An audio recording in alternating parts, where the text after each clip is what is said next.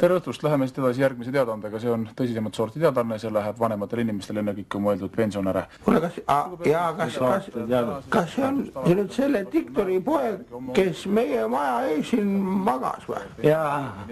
See poeg on tal täitsa normaalne. Järgmise nädala enam füüsilisest isikust ettevõtjatele, pensionäridele ja loomulikult ka vanuritele ei maksta välja postkontorites sularaha seoses Narva jaamas tulekahjus hävinud 2 vagunitäie sularaha puudumisega praegu Eesti riigi eelarves.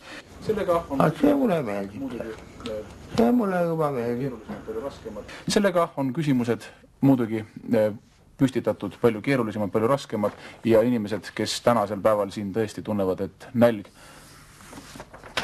hakkab näpistama, kahjuks ei saa teile tuua leevendust ka järgmine uudis. Ja mina olen poolt. Oota, härra Terista, ma ei kuule mida. Praegusel hetkel reformi järgi välja käidud protsentuaalne summa suurus muutub väiksemaks. Ja nüüd hakkab vist mingi naljaka osa ka.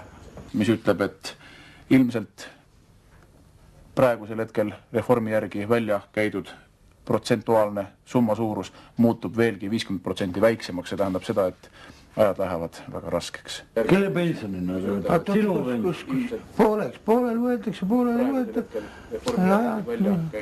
Ei valeta vähemalt, ei ole seda asja. Jätkame siit lõbusa satiiriga.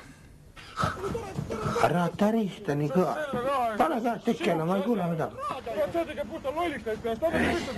Õigesti räägi.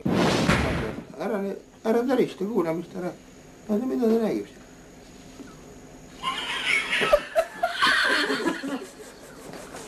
Hiinast pead tuli sisse, kaadris. Ära mölla, kuule.